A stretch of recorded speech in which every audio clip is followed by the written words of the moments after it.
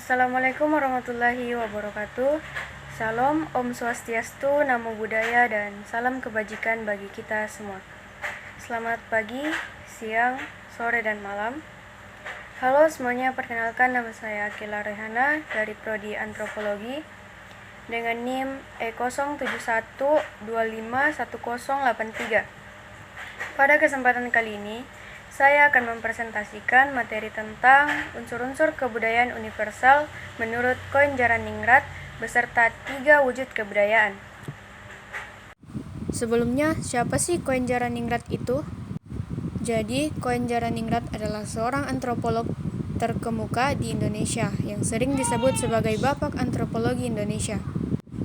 Beliau lahir di Yogyakarta pada 15 Juni 1923 dan wafat pada 23 Maret 1999. Konsep 7 unsur kebudayaan universal, beliau mengemukakan teori bahwa setiap kebudayaan di Indonesia memiliki 7 unsur pokok, yaitu bahasa, sistem, teknologi, sistem ekonomi, organisasi sosial, sistem pengetahuan, sistem religi, dan kesenian. Teori ini sering banget jadi dasar belajar antropologi di sekolah atau kampus. Sebelumnya, kita telah mengetahui bahwa kebudayaan merupakan keseluruhan sistem gagasan, tindakan, dan hasil karya manusia yang dipelajari serta diwariskan dari generasi ke generasi. Menurut Koenjaraningrat, kebudayaan menjadi ciri khas suatu kelompok manusia dan berfungsi sebagai pedoman hidup dalam menghadapi berbagai tantangan, baik di masa lalu, masa kini, maupun di masa depan. Materi ini penting karena melalui pemahaman kebudayaan, kita bisa melihat bagaimana manusia berinteraksi, menciptakan nilai, dan menjaga keberlangsungan hidup bersama. Koenjaraningrat menjelaskan ada 7 unsur kebudayaan universal yang pasti ada di setiap masyarakat, serta 3 wujud kebudayaan yang menjelaskan bagaimana kebudayaan itu muncul dalam kehidupan sehari-hari. 7 unsur kebudayaan universal, yang pertama adalah bahasa.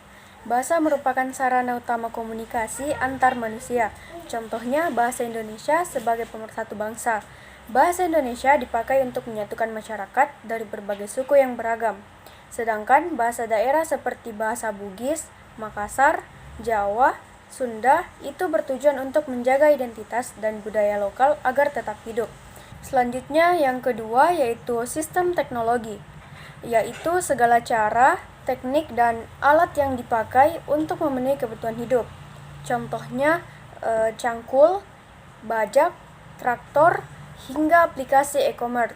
Nah, teknologi tradisional seperti cangkul dipakai petani zaman dulu, sedangkan teknologi modern seperti traktor membuat pekerjaan lebih cepat.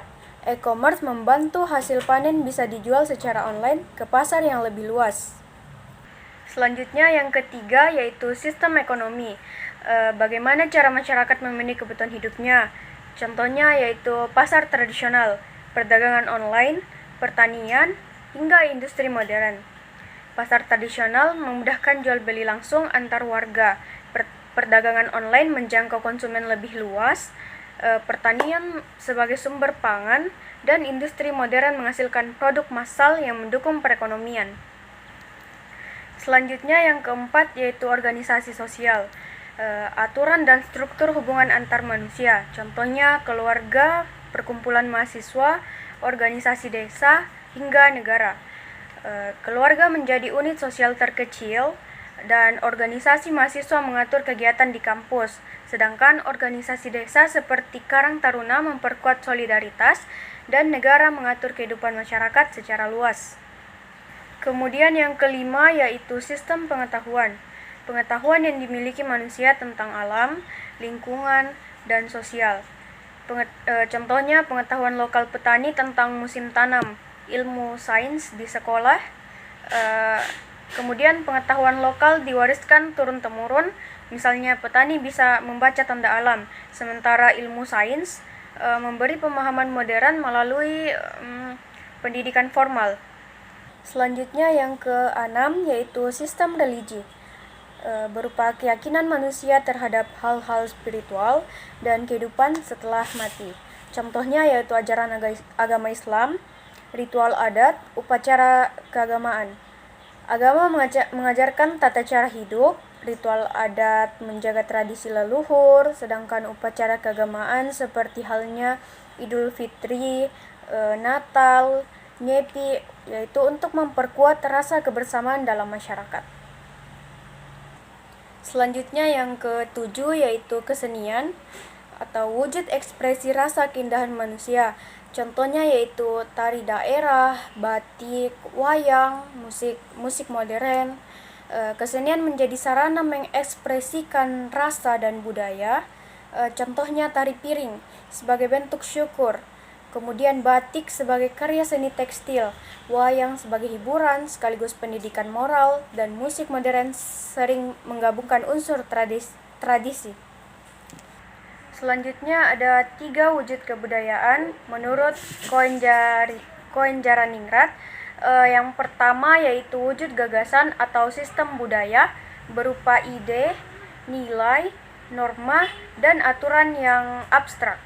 Contohnya itu nilai gotong royong, hukum adat, atau norma sopan santun. Selanjutnya yang kedua yaitu wujud aktivitas atau sistem sosial berupa pola tindakan manusia dalam kehidupan bermasyarakat, seperti contohnya itu kegiatan gotong royong, upacara adat pernikahan, kegiatan belajar mengajar.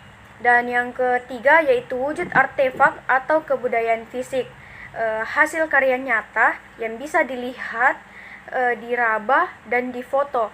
Contohnya yaitu rumah adat Tongkonan, Candi Borobudur, dan pakaian batik. Baik, jadi menurut saya ketujuh unsur kebudayaan Koenjaraningrat ini membantu kita memahami bahwa budaya tidak hanya soal kesenian, tetapi juga menyangkut teknologi, ekonomi, bahkan sistem pengetahuan. Adapun kelebihannya yaitu konsep ini menyeluruh dan mudah diterapkan untuk menganalisis masyarakat. Tetapi ada keterbatasan juga, misalnya belum menyinggung budaya digital secara khusus yang sekarang sangat berpengaruh.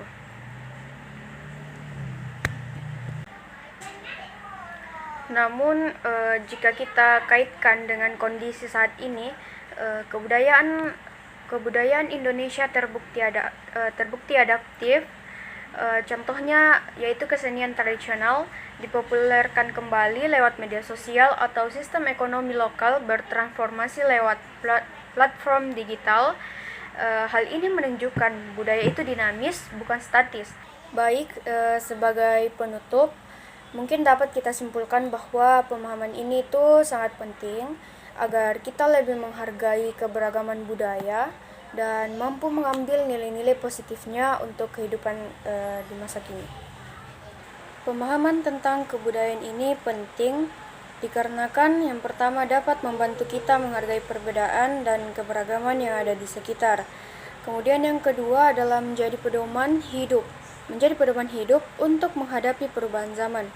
Yang ketiga adalah memberi kesadaran bahwa kebudayaan itu dinamis, bisa beradaptasi dengan perkembangan teknologi dan kebutuhan masyarakat. Selanjutnya yang keempat adalah menumbuhkan rasa bangga terhadap warisan budaya Indonesia, sekaligus memotivasi kita untuk melestarikannya.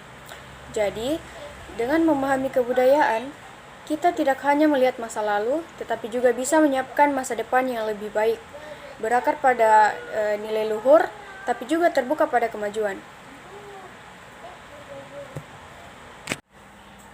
Baik, sepertinya cukup sekian dan terima kasih. Mohon maaf jika ada kesalahan penyebutan kata atau bahkan yang saya sampaikan tadi itu kurang tepat. Harap dimaafkan ya Bapak. Dan satu lagi Pak, mohon maaf sebelumnya karena saya bikin videonya terpotong-potong karena memori saya penuh. Tadi sudah berusaha hapus file-file lain agar video ini bisa selesai. Mohon maaf ya Pak. Terima kasih.